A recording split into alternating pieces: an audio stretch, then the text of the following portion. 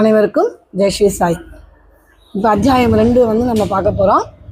2ஆம் அத்தியாயத்தில் இந்த புக்கு எழுதுறதுக்கான நோக்கம், இந்த இந்த வேலையை அவர் எழுதுகிற வேலையை கையில் எடுத்தார் இல்லையா, இதை மேற்கொள்வதில் உள்ள திறமையின்மையும் துணிவின்மையும், காரசார விவாதம், குறிப்பிடக்கூடியதும் முனிவருடைய பட்டமுமான ஹேமந்தை வழங்குதல், குருவின் அவசியம், இத்தனையும் நம்ம இந்த 2வது அத்தியாயத்தில் பார்க்க போகிறோம். நம்முடைய மராட்டி மூல நூலின் கடைசி அத்தியாயத்தில் இப்பணியை செய்வதற்கு அடிக்கோலிய காரணங்கள், இதை படிப்பதற்கு தகுதியுடையவர்கள் முதலிய வேறு பல அம்சங்களையும் எடுத்து சொன்னார். இந்த அத்தியாயத்திலும் அதையே குறிப்பிட தொடங்குகிறார். போன அத்தியாயத்தில் நம்ம பார்த்தோம் இல்லையா, கோதுமை மாவு அரைச்சது தான் அவருக்கு ஃபஸ்ட்டு நிகழ்ச்சி. இதை எழுதணும், சச்சரித்திரம் எழுதணுங்கிற உந்துதல் இருந்ததுங்கிறத பார்த்தோம். அதே தான் இந்த அத்தியாயத்திலையும் தொடர்றாராம். 1ஆம் அத்தியாயத்தில் கோதுமை மாவரைத்து அதை கிராம எல்லைகளில் தூவிவிட்டதன் மூலம் காலரா தொற்று வியாதியை தடுத்து அழித்ததான சாய்பாபாவின் அற்புதத்தை கண்டோம். நான் பாபாவின் மற்றும் பல அற்புத நிலைகளை பெரும் உள்ள கிளர்ச்சியுடன் கேட்டிருக்கிறேன். அக்கிளர்ச்சியை அழகான பணியாக பொங்கி உருவெடுத்தது. சாய்பாபாவின் பெருமையுடைய அற்புதங்களை வரைதலானது அவருடைய அடியவர்களுக்கு உற்சாகமூட்டுவதாகவும் அறிவுறுத்துவதாகவும் இருப்பதுடன் அவர்களின் பாவங்களையும் நீக்குமாதலினால்தான் நான் சாய்பாபாவின் புனித வரலாற்றையும் அவருடைய போதனைகளையும் வரையத் தொடங்கினேன். ஞானியின் வரலாறு என்பது தர்க்க சாஸ்திரத்துக்கோ பட்டிமன்றத்துக்கோ உரியது அன்று. அது உண்மையும் பெரியதுமான வழியை காண்பிக்கிறது. ஆக்சுவலாக என்ன ஆயிருக்குன்னு கேட்டிங்கன்னா, இப்போ இது எதுக்காக எழுதணும் அப்படின்னு அவர் என்ன நினச்சாரு, நம்ம இந்த மாதிரி நிறைய பாபாவுடைய அற்புதங்களை ஒவ்வொருத்தராக சொல்லிட்டு இருந்தாங்க. இப்போ நம்மளே நமக்குள்ளே இருக்கிற ஃப்ரெண்ட்ஸு ரிலேட்டிவ்ஸ்க்கெலாம் வியாழக்கிழமை பார்த்தீங்கன்னா அவங்கவுங்க வீட்டில் நடந்ததை சொல்லும் போது நமக்கே உள்ளம் என்ன ஆகும், ஒரு ஹாப்பினஸ் கிடைக்கும். நமக்கு உள்ள கிளர்ச்சி அதுதான். ஓ, அதெல்லாம் பாபா பண்ணாரா, எனக்கு இது பாபா பண்ணாரு, அது பாபா பண்ணாரு அப்படின்னு நம்ம அவருடைய எக்ஸ்பீரியன்ஸை கேட்கும் போது எங்கேயோ ஆத்மார்த்தமாக நமக்கு ஒரு சந்தோஷம் கிடைக்குது இல்லையா. அந்த மாதிரி தான் அவருக்கும். அப்போ அவர் நினச்சார், இதெல்லாம் நம்ம எழுதி வைக்கணும். எதுக்காக எழுதி வைக்கணும்னா, பின்காலத்தில் ஞானிகளுடைய கதையை நம்ம கேட்டோம் அப்படின்னா அது எப்படி இருக்குமா, அவங்களுக்கு அவருடைய அடியவர்களுக்கு பாபாவுடைய பக்தர்களுக்கு உற்சாகம் ஊட்டக்கூடியதாகவும் அது ஒரு நல்ல உற்சாகத்தை கொடுக்கும். அறிவுறுத்தும். பாபாவுடைய சச்சரித்திர படிச்சுன்னு வச்சுக்கோங்களேன், அதில் இல்லாத அட்வைஸே கிடையாதுங்க. எல்லா விதமான டாப்பிக்கும் நீங்கள் பாபாவுடைய சச்சரித்திராவில் சேர்ந்துருக்கு, அது இருக்கும். அதனால தான் அவர் பாபாவுடைய புனித வரலாற்றை அவருடைய போதனைகளும் வெறும் வரலாறு மட்டும் கிடையாது. பாபா அப்பப்போ என்ன சொல்கிறாரோ அதெல்லாம் இந்த சச்சரித்திராவில் அவர் எழுதி வச்சுருக்காரு. இப்போ எழுதி வச்சு நம்ம படிக்கிறோம். இதை நம்ம என்ன பண்ணணும், இந்த இதை நம்ம தர்க்க சாஸ்திரத்துக்கோ இல்லது பட்டிமன்றத்துக்கோ உரியதன்று. இதில் எவ்வளோ உண்மை, எது பொய், எது உண்மை அப்படின்னு சொல்லிட்டு நம்ம வாத விவாதம்லாம் பண்ணக்கூடாது. ஞானியர்களுடைய வரலாற்றை நம்ம வாதம் எதுவுமே செய்யக்கூடாது. அது இது உண்மையும் பெரியதுமான வழியை காண்பிக்கிறது அப்படின்னு சொல்கிறாரு. பணியை செய்ய திறமையின்மையும் துணிவின்மையும். இப்போ ஒரு விஷயத்தை நம்ம ஆரம்பிக்கிறதுக்கு முன்னாடியே பல தடவை நம்ம யோசிப்போம் இல்லையா, ஒரு பயம் இருக்கும் உள்ளுக்குள்ளே. ஏன்னா தாம் இப்பணியை செய்ய தகுதியுடையவர் அல்ல என்று ஹேமந்த் நினைத்தார். எனக்கு நெருங்கிய நண்பின் வாழ்க்கையே தெரியாது, அப்படியே எனது மனதையும் நான் அறியேன். இவ்வாறு இருக்கையில் வேதங்களால் கூற இயலாத ஒரு ஞானியின் வரலாற்றையோ அல்லது அவதாரத்தின் குணங்களையோ நான் எங்கனம் எழுதுவேன். ஒரு ஞானியின் வாழ்க்கையை விவரிக்கும் ஒருவனும் ஞானியாகவே இருக்க வேண்டும். எனவே நான் எங்கனம் அவர் தம் புகழை விவரிக்க இயலும்.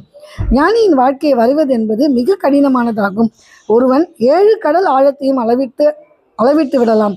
துணி ஜோடனைகள் ஆகாயத்தையும் அலங்கரித்து விடலாம். இது தீரமிக்க செயலாகும் என்று நான் அறிவேன். இது என்னை பார்த்து பிற நகைக்கு இடம் கொடுத்து விடும் என நான் சாய்பாபாவின் அவர்களை நாடினேன்.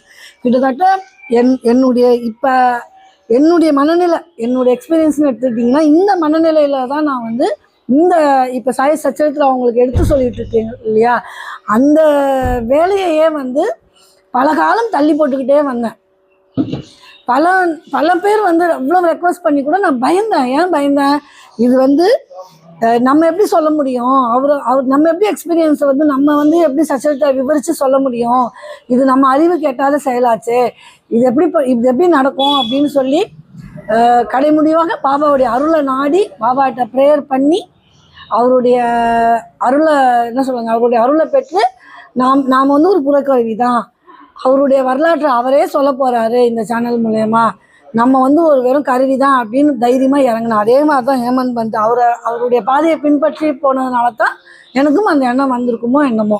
இப்போ பாருங்கள், இப்போ அடியவர்கள் வந்து இப்போ என்ன சொன்னார் அவர், இது என்னை பார்த்து பிறர் நகைக்கு இடம் கொடுத்துடும், யாராச்சும் வந்து நம்மளை பார்த்து சிரிச்சிருவாங்க, நம்மளை கிண்டல் கேள்வி பண்ணிடுவாங்க அப்படின்ற ஒரு பயம் வந்து இருந்துக்கிட்டே இருந்தது இல்லையா. அந்த மாதிரி அவரும் பயந்தார். அடியவர் விரும்பும் வெற்றிகரமாய் முடிவுறும் இப்பணியை மேற்கொள்வதற்கு ஞானியர் வாழ்க்கை வரலாற்று எழுதுவோரை கடவுள் விரும்புகிறார் என்று மகாராஷ்டிரத்தை சேர்ந்த முன்னோடி கவியும் ஞானியுமான ஸ்ரீ ஞானேஸ்வர் மகாராஜ் என்பவர் எடுத்து இயம்பியிருக்கிறார். ஞானேஸ்வர் சொல்லியிருக்காராம், யார் வந்து கடவுளுடைய புகழை பாடுறாங்களோ, கடவுளுடைய கதைகளை சொல்கிறாங்களோ, கடவுளை பற்றி அந்த அவருடைய புகழை எழுதுகிறாங்களோ, அவங்கள வந்து கடவுள் வந்து ஆசீர்வதிக்கிறாரு அப்படின்னு சொல்லியிருக்காராம். யார்? ஞானேஸ்வரங்கிற ஒரு மகான்.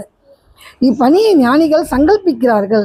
அடியவன் இம்முடிவை அடைய மறைமுக காரணமாகின்றான் அல்லது கருவி ஆகின்றான். என்ன சொல்கிறார்? அதான் இப்போ முன்னாடி ஒரு 2 நிமிஷத்துக்கு முன்னாடி சொன்ன மாதிரி, நம்ம வந்து வெறும் ஒரு கருவி. அவங்களுடைய கதைகளை எப்படி அவர் எழுதினாரோ அதே மாதிரி அவருடைய கதைகள் இந்த கருவி மூலியமாக அவங்க காதுகளுக்கு அது எட்ட வைக்கிறாரு. சரிங்களா? அதே மாதிரி நிறைய பேர் இந்த மாதிரி எழுதியிருக்காங்களாம் புக்கு பாருங்கள். உதாரணமாக சக வருடம் 1700 கவி மகிபதி ஞானிகளின் வாழ்க்கையை எழுதும் உயர் நோக்கம் கொண்டார். ஞானிகள் அவரை சங்கல்பித்து பணியை நிறைவேற்றி வைத்தார்கள். அம்மாதிரியே சக வருடம் 1800 தாஸ்கனுவின் சேவையும் அங்கீகரிக்கப்பட்டது. முன்னவர் தாஸ்கனு மகாராஜ் தான் முதல்ல பாபாவுக்கு வந்து நிறைய புஸ்தகத்தை எழுதினார். பக்த விஜயம், சந்த விஜயம், பக்த லீலாமிருதம், சந்த லீலாமிருதம் என்னும் 4 நூல்களையும் பின்னவர் நவீன ஞானியரை பற்றி விவரிக்கப்பட்ட பக்த லீலாமிருதம், சந்த கதாமிருதம் என்ற நூல்களையும் இயற்றினார். இந்த பக்த லீலாமிருதத்தில் வந்து பார்த்திங்கன்னா அத்தியாயம் 31, 32, 33 அத்தியாயங்களிலையும், சந்த கதாமிருதங்கிற ஒரு புஸ்தகம் அதில் வந்து 57வது அத்தியாயத்திலும் சாய்பாபாவின் சுவையான வாழ்க்கையும் அவரின் அறிவுரைகளும் நன்றாக சித்தரிக்கப்பட்டிருக்கின்றன.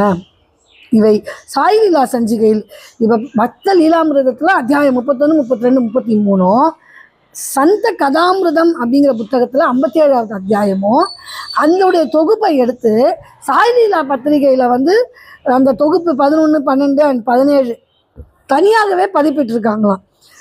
முடிஞ்சால் இந்த அத்தியாயங்களையும் படிப்பவர்கள் அத்தியாயங்களையும் படிக்க கேட்டுக்கொள்ளப்படுகிறார்கள். நீங்கள் கூகுள் சர்ச்சில் போட்டிங்கனாலே இதெல்லாம் வந்துடும். பக்த லீலாமிருது அத்தியாயம் 31, 32, 33 போட்டிங்கனாலே வந்துடும். சந்த கதாமிருது 57வது அத்தியாயம் போட்டிங்கன்னா வந்துடும். சரிங்களா? அங்கனமே பாந்திராவை சேர்ந்த திருமதி சாவித்ரிபாய் ரகுநாத் தெண்டுல்கர் பதிப்புத்துள்ள சாய்நாத் பஜனமாலா என்ற சிறிய அடக்கமான புத்தகத்திலும் சாய்பாபாவின் அற்புத லீலைகள் சித்தரிக்கப்பட்டிருக்கின்றன. தாஸ்கனு மகாராஜும் பல்வேறு இனிய பாடல்களை பாபா மீது எழுதியிருக்கிறார். குஜராத்தில் அமிதஸ் பவானி மேத்தா என்ற ஷிர்டியை சேர்ந்த ஒரு அடியவர் சாய்பாபாவின் சீர நிகழ்ச்சிகளை பதிப்பித்துள்ளார். தக்ஷிண பிக்ஷா சமஸ்தானமும் சாய்நாத் பிரபாவை சில பதிப்புகள் செய்தனர். இவ்வாறு சாய்பாபாவை பற்றி பல நூல்கள் இருக்கும்போது இந்த சச்சரித்திரம் ஏன் எழுதப்பட வேண்டும், அதற்கான தேவை என்ன என்றும் எதிர்ப்பு கேள்விகள் வருகின்றன. இவ்வளவு பேரும் பாபாவை பற்றி புக்கை எழுதியிருக்காங்க. பாபா இருக்கும்போதே இத்தனை பேர், திருமதி சாவித்ரிபாய் ரகுநாத் தெண்டுல்கர், குஜராத்தை சேர்ந்த அமிதாஸ் பவானி மேத்தா, இன்னும் தக்ஷிண பிக்ஷா சமஸ்தானம், சாய் பிரபா, தாஸ்கனு மகாராஜ் பாபா புகழ்ந்து தள்ளி நிறைய பாட்டு, நிறைய அவரை பற்றின கதையெல்லாம் எழுதியிருக்காங்க. இவ்வளோ பேர் எழுதியிருக்கும் போது சச்சரித்திரம் ஏன் எழுதணும் அப்படிங்கிற ஒரு கேள்வி வந்து தான். கிட்டத்தட்ட நமக்கும் அதே மாதிரி தான் பாருங்கள். இப்போ சாய் சச்சித்திர ஆடியோ வந்து நீங்கள் நிறைய யூடியூப் போட்டிங்கன்னா பாபாவுடைய ஆடியோ நிறையா இருக்குது, பாபாவுடைய PDF ஃபைல் இருக்குது நிறையா. சச்சரித்திர சாய் சன்ஸ்தான்லேயே எல்லா லாங்குவேஜ்லேயுமே போட்டிருக்காங்க.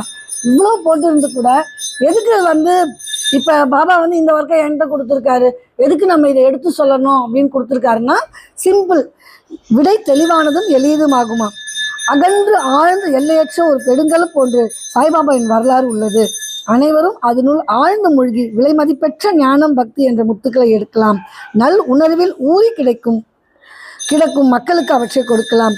பாபாவின் கதைகள், சிறுகதைகள், அறிவுரைகள் ஆகியவை மிகவும் அற்புதமானவை. உலக வாழ்க்கையினுடைய துன்ப பெருஞ்சுமைகளை சுமந்து கொண்டிருப்பவர்கள், கவலையால் பீடிக்கப்பட்டோர்கள், ஆகியவர்களுக்கு மன அமைதியும் மகிழ்ச்சியும் அவை அளிக்கின்றன. சிம்பிள் சொல்லிட்டாங்க. என்ன சொன்னாங்க? இது வந்து பெரிய கடல் மாதிரி பாபாவுடைய கதை. யார் வேணாலும் அதுக்குள்ளே இறங்கி முத்து குளிக்கலாம். என்ன எவ்வளோ முத்து அவங்களால எடுக்க முடியுமோ எடுக்கலாமா? கடல்லேருந்து முத்து குறையவா போகுது? இல்லை, அந்த மாதிரி தான். அந்த ஒரு முயற்சியில் தான் இப்போ நானும் இறங்கியிருக்கேன்.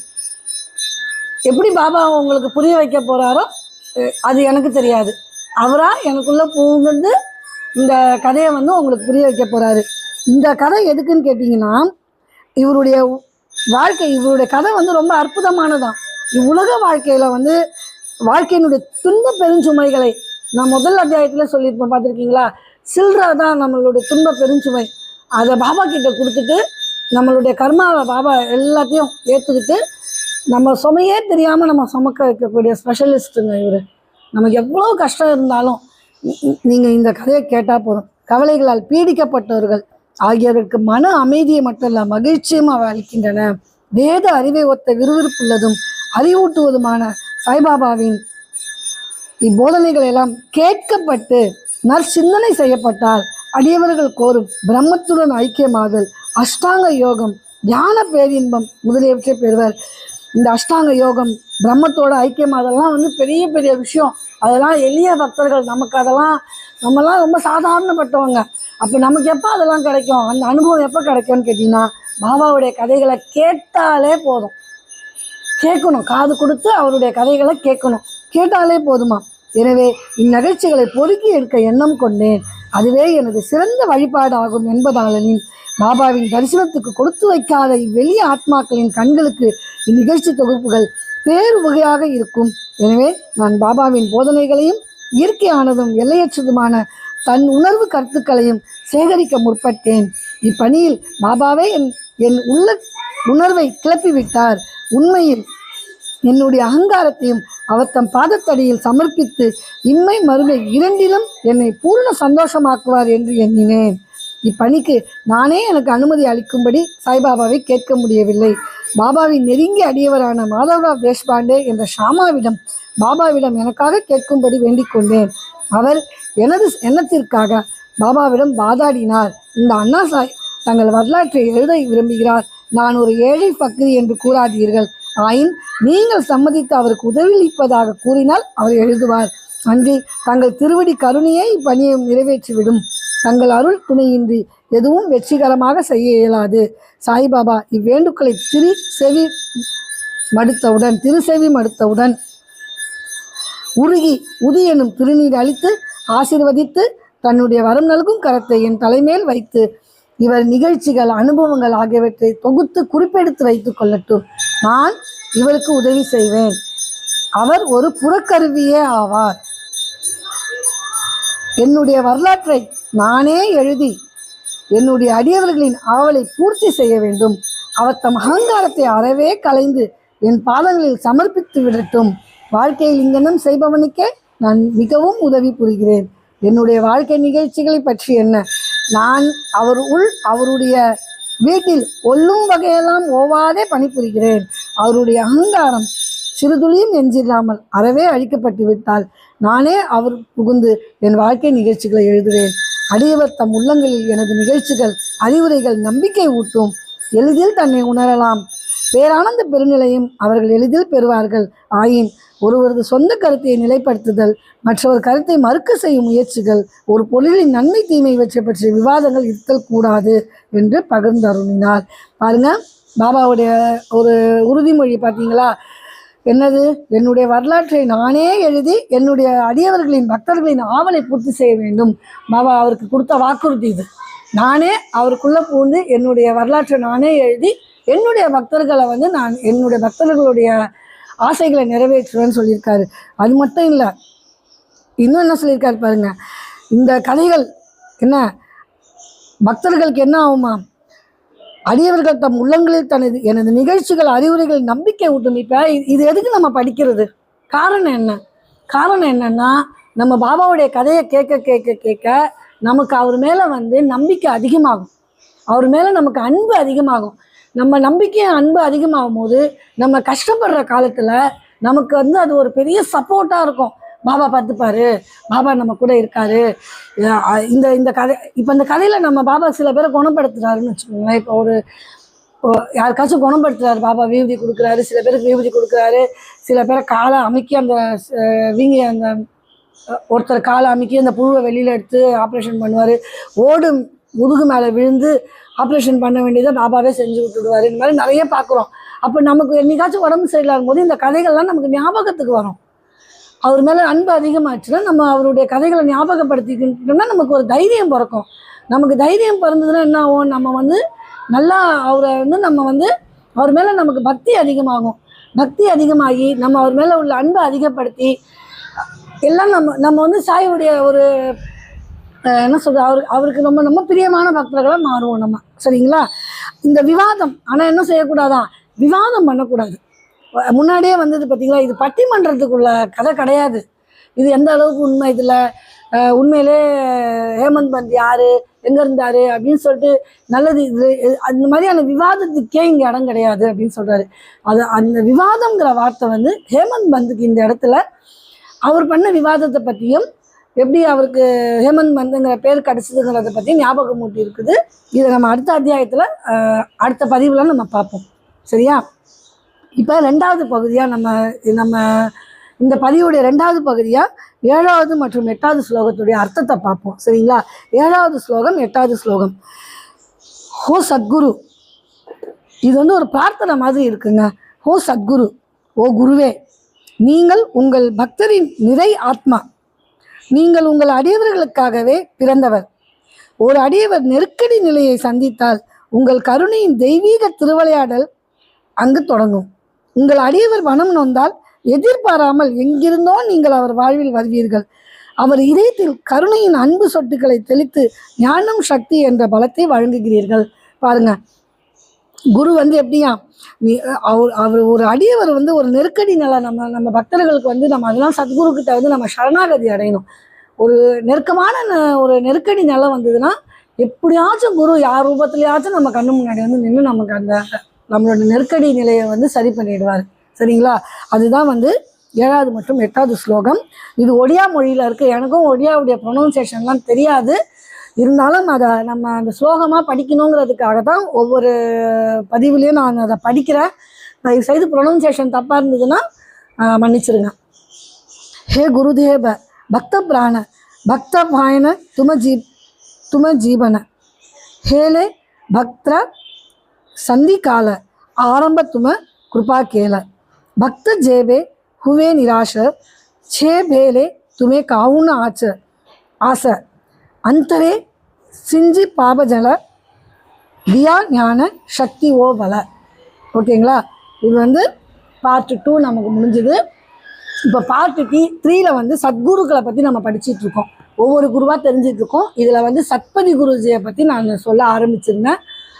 மயிலாப்பூரில் அவரை பார்த்தேன், அது வரைக்கும் சொன்னேன். நம்ம மறுநாள் வந்து நாங்கள் அந்த ஷீர்டியிலேருந்து கொண்டு வந்த தூணியை எடுத்துக்கிட்டு ஈஞ்சம்பாக்கத்தில் இருக்கிற சாய்பாபா கோயிலுக்கு பாத யாத்திரையாக போகணும் அப்படிங்கிற வரைக்கும் நம்ம இந்த கதையை பார்த்தோம். சரிங்களா? இப்போ அதோட தொடர்ச்சியாக நான் என்னுடைய எக்ஸ்பீரியன்ஸை சத்பதி குருஜியோட என்னுடைய எக்ஸ்பீரியன்ஸை உங்கள்கிட்ட பகிர்ந்துட்டுருக்கேன். மறுநாள் நானும் என்னுடைய மற்ற நண்பர்களும் எங்கே போனோம்? ஈஞ்சம்பாக்கம் சாய்பாபா கோயிலுக்கு போனோம். அதுக்கு முன்னாடி ஒரு முக்கியமான விஷயம் இங்கே நான் சொல்ல வரணும்.